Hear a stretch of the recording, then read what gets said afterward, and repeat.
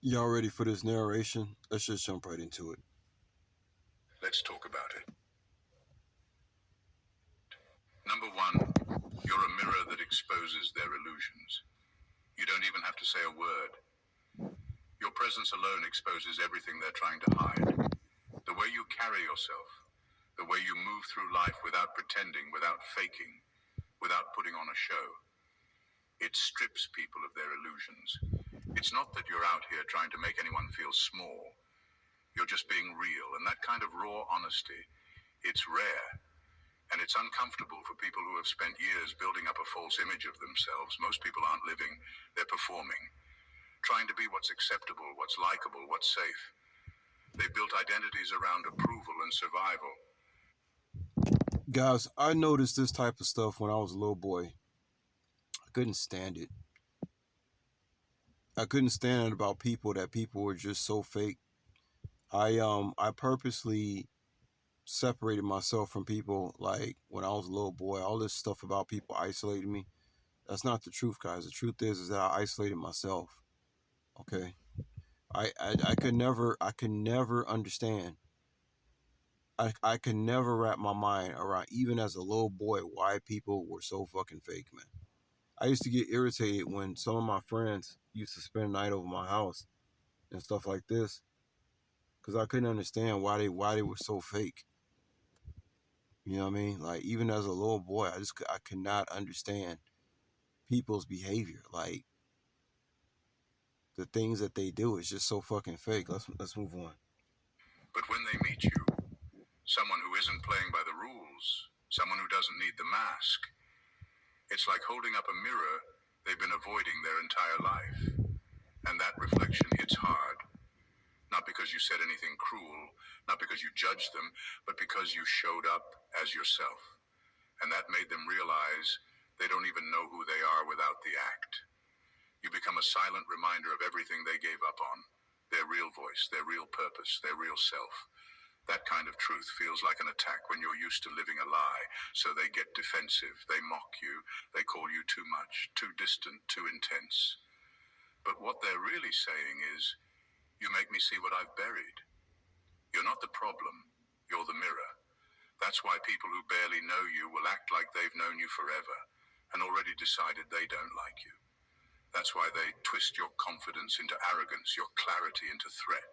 You didn't do anything wrong, you just walked in without pretending, and that made them feel exposed. Because when someone shows up whole, it highlights everyone who's been faking healed, and they hate you for that. Number two, You hear that, guys?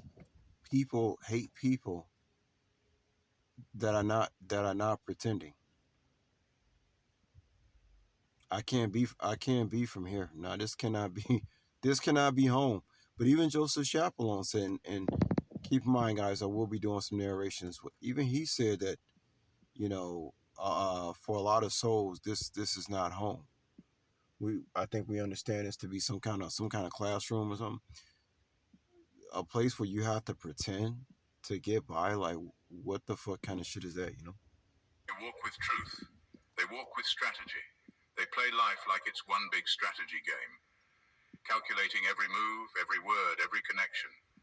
Always thinking 10 steps ahead, not to grow, but to control. They need to win. They need to look powerful.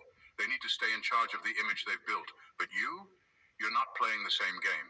That's what messes with them. You don't walk into a room trying. See, and the reason I don't play that game, guys, it all goes back to what I told y'all about, having a lot of money and stuff like this, and about how I can't play that game because if I play that game and I win it, there's always somebody that has more than you, or you got to play the game all over again.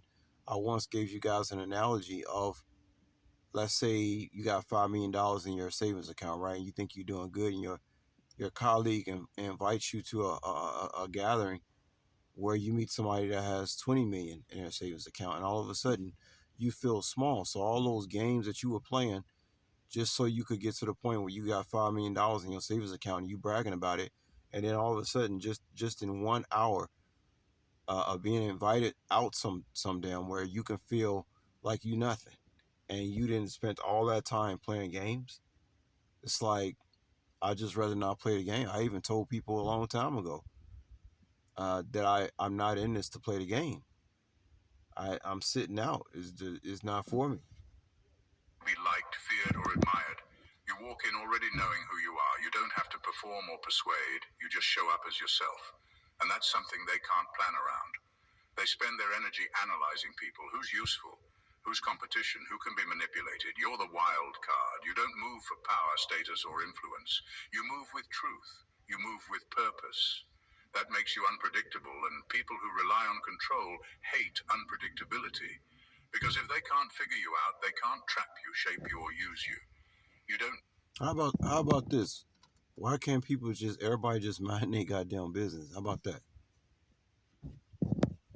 This was Chaperone was talking about too. The problem, the fact that I remember he was talking about the problems of society and how you just can't have your own energy without somebody trying to exploit it, manipulate it, or abuse it in some kind of way. It's like, what kind of fucking existence is that? It doesn't make any sense. Need to dominate anyone. You're not interested in playing people against each other or proving your worth. That throws them off. You're not trying to impress and you're not begging to belong, you just are. And when you live that way, fully rooted, fully real, it disrupts everything they've built on performance and pretending. They think being 10 steps ahead makes them smart. But you're not even on the board. That's the part they can't stand. They can't bait you into the same petty When I guys, when I listen to stuff like this, it makes me sleepy. It's like so just I don't know. It's like it's kind of boring in a way because it's like new day, same shit. You get to hear about how fucking lame people is. I mean, good God, man. You get to hear about why you don't get along with most people. Oh, because they fucking don't know who they are, or they like to pretend. They put on facades, and then if you don't put on a facade with them, they hate you for it. Like, okay, like, and you get to hear that day after day after day after, and it's just like it's at the point it just makes me sleepy. cycles. You don't argue over crumbs. You don't need to be seen to feel valuable. You're not in it for the games. You hear You're in that? it for the Over crumbs. I talk, guys. I was talking about this a long time ago about how people sell out over butt crumbs. I told y'all about how when I lived in Las Vegas, I seen stuff that was out of this world, properties, and you swear to God, like even if I had a little thing in me that I wanted to play the game and fight with people that you know, um, not even worth my time. I mean, what am I actually fighting for? Butt crumbs? It's like, no thanks. truth. That's what separates you. While they're scheming to climb, you're standing solid, grounded in something real. And the moment they realize you're not playing is the moment they realize they've already lost. Number three, your peace is a threat to their control complex. Your peace disturbs people more than chaos ever could. It's not loud, it's not dramatic, it's just steady. And that makes Reminds me when I told y'all about how some cat in Vegas told me, he said you too relaxed, and I'm just, I never forget that because I'm like too relaxed. Like how the fuck am I? What? How the fuck am I supposed to act? What you mean too relaxed? You got people out here that want you to be unrelaxed, not relaxed. No, what it is, it actually scares people. I scare people on how relaxed I am. Go figure that, guys. I scare people because of how relaxed I am. Even though I'm a grown ass man and I'm supposed to be entitled to my own energy. Like, damn, I'm a grown ass man. I'm still not entitled to my energy. Somebody needs to explain that one to me. people uneasy. Most of them are used to noise, constant movement, constant validation, constant reaction. They thrive on tension because it makes them feel like they're in control. They poke, they provoke, they push buttons to see if you'll crack. But you don't. You stay centered. And that calm, it rattles something inside them they don't know how to deal with. They can't figure out why you're not bothered, why you don't react, why you're not out here proving yourself or defending your name. They're used to people. I told y'all I got so bad one time.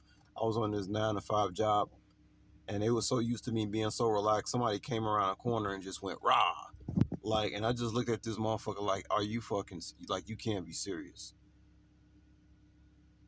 And that's the thing too that almost got me into a lot of trouble is that these people were obviously going behind my back and putting stuff in other people's minds about me that wasn't even true. I mean, it was just a big fucking circus, y'all. Can you imagine? People who break under pressure, people who snap when they're misunderstood, people who panic when they're not liked. But you've made peace with not being chosen, not being included, not being understood. And that makes you unshakable, which makes you dangerous to people who feed off control. Peace isn't just about being quiet, it's power. Guys, I'm gonna go ahead and close it out right here. Maybe we'll do a part two. It's just making me too sleepy. Like it's really making me sleepy listening to this stuff.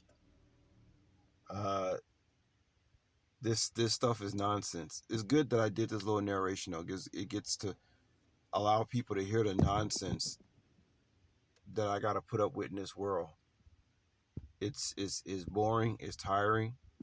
It's exhausting. It doesn't make any sense. You know that people behave like this. But like I said, I got to do a Joseph Chappell narration soon to show y'all that he was actually talking about the same thing that this narration is talking about. So yeah, so I'm gonna go ahead and cut it off here, guys, and we'll get back to this later. All right, peace.